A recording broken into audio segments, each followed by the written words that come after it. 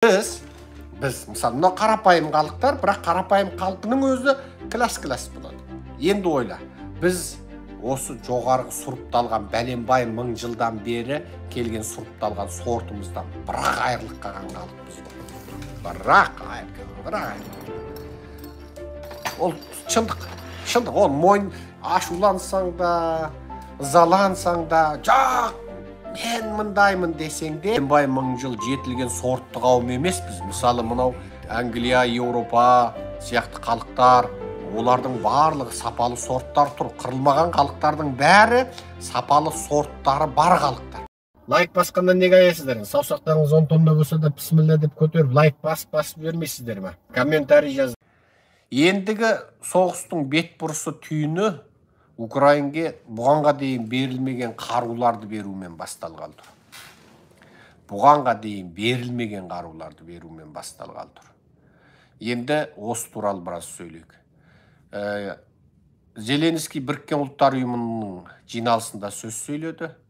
Міне мәртебені қараңыз. Бүкіл дүние жүзінің елдерінің конгресінде, парламентінде сөз сөйлеп жатыр. Путин сөйледі ма? Жоқ. Біріккен ұлттар ұйымында Путин сөйледі ма? Жоқ. Лавров өткенде, соғыс енді басталғанда, Лавров сөйлей бергенде бүкіл ел Біріккен ұлттар ұйымынан тастап шығып кетті. Енді осы шын мәнінде мен мына орыстың масқара болғанын көрген сайын тура айызым қанып, рахаттанып тұрып, дұғама қосып, құлшылығыма қосып, мынау Құдай атқан орысты құрта көріп, мына орыстың тепкісінде жатқан 200 бәлен халықты, ішінде менің бағашылмаған қазағымды басып өтін түбегейлі қияметке дейін азат халық қып дәрежесін көтеріп, қазағымның біліп және білмей істеген барлық күнәсін кеш.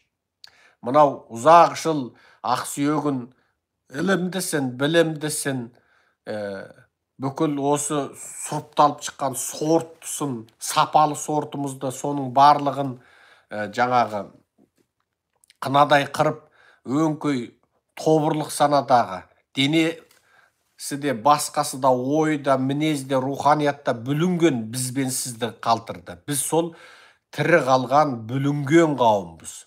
Анау бәленбай мың жыл жетілген сортты қауым емеспіз. Мысалы, мынау Англия, Еуропа сияқты халықтар, олардың барлығы сапалы сорттар тұр. Қырылмаған халықтардың бәрі сапалы сорттары бар халықтар. Мысалы, қараңыз, мысалы мен образдап тұрып, қандай мысал келтірсем екен, осы көз алдымда бар мысалды келтірейінші. Мысалы, мынау енді шығыстық кәдімгі шай, кофе ішетін, мынау ескі, мынау түріктікі ма, араб ирандікі ма, осы мына енді тәсіл, мынау бәрі бәленбай тәрелке тұр, мысалға. Енді осыны адам десек, мынау соның патшасы, билеуші табы. Бұл кәдімгідей басқасының бәрінен биікте тұрады.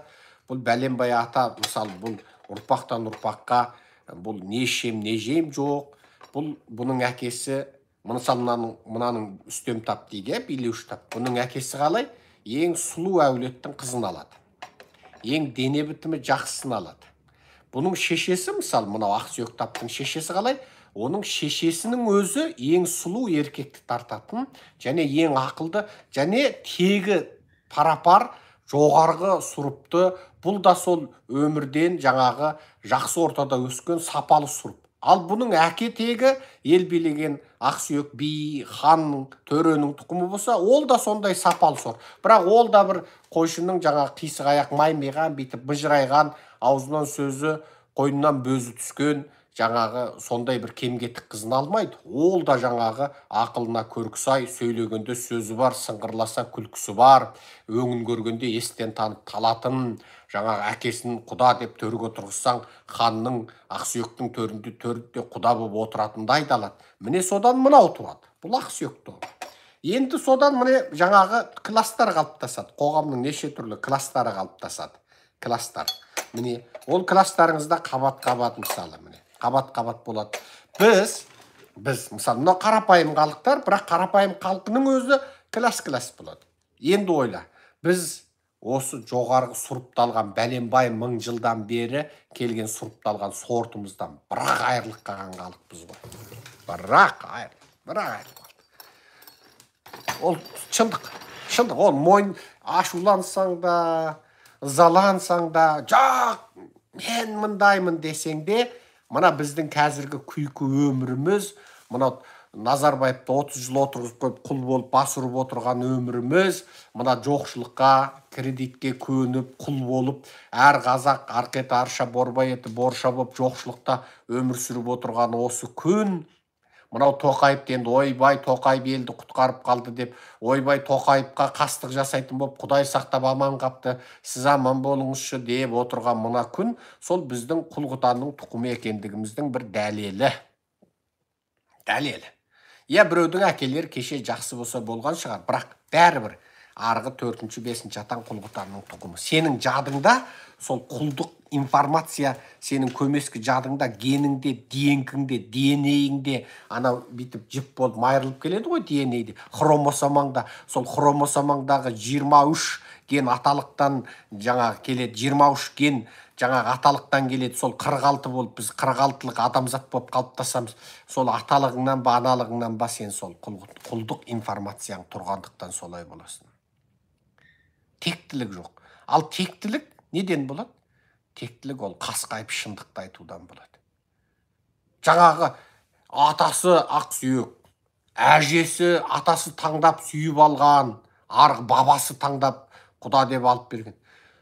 Сұлулар, ақылдылар, сортты тұқым, жаңағы ілім-білімге қанған тұқым, өмірінде жоқшылық көрмеген, аштықтың не екенін білмейтін, сапалы ортада өскен. Одан оның баласы, одан оның немересі, одан оның шөбері. Бұндай сорт жаңағы өскен, өнген халықтарда бар, қырылған халықтарда жоқ. Міне. Енді ол әрине бұл сорт ғылымы деген ол үлкен ғылым. Әрине қазір біреу мысалы біреу ташкесі үйреп жүрген болуы мүмкін барахолкада. Бірақ енді оның гені асыл болса, оның баласы ертең оқуда үздік болып жарып шығып, ол ертең бәрібір өзінің геніндегі информациясын дәлелдейді. Бірақ оған сапалы, кәдімгі сапалы, мен енді соңғы мен еккен нәрсе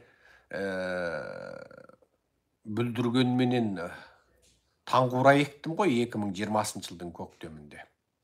Бақша жасадым, кәдімгідей үлкен бақша жасадым. Сонда сапалы сорт, мысалы сары таңқурайды өзім өмірі көрмеген екем, сары таңқурайды ектім. Сары таңқурай қаулап бүкіл бақшаны алып кетті. Ал анау бір қара таңқурай, ежевика дейма орысша, қара таңқурай. О, бәлен көбемейді екен, екі ақталы егіп едік, екі ақталы болып тұр.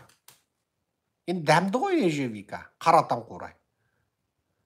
Ал енді ана қызыл таңқурайдың бір өскен түрі, сосын бір шырпы бұта сияқты түрі, сортының өзі 5-6 екен.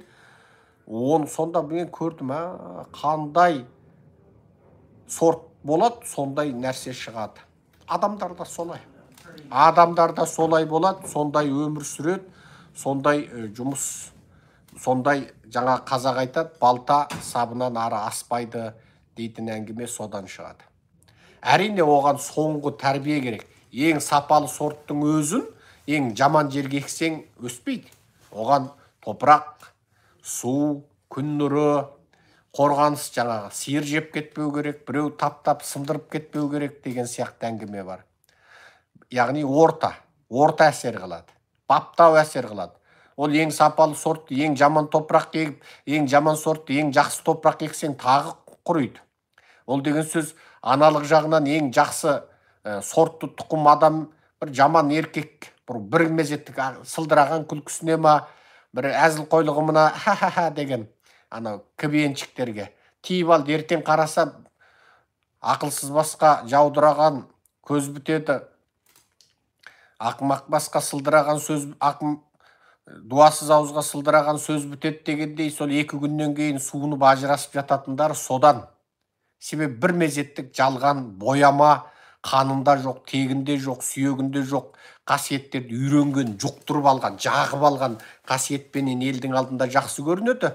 Бір мезеттік, сосын ұзаққа бармай әлгісі таусылып сыры кеткенде өзінің ана қанында сүйегінде бар өзінің сүйкімсіз болмысын көрсетеді.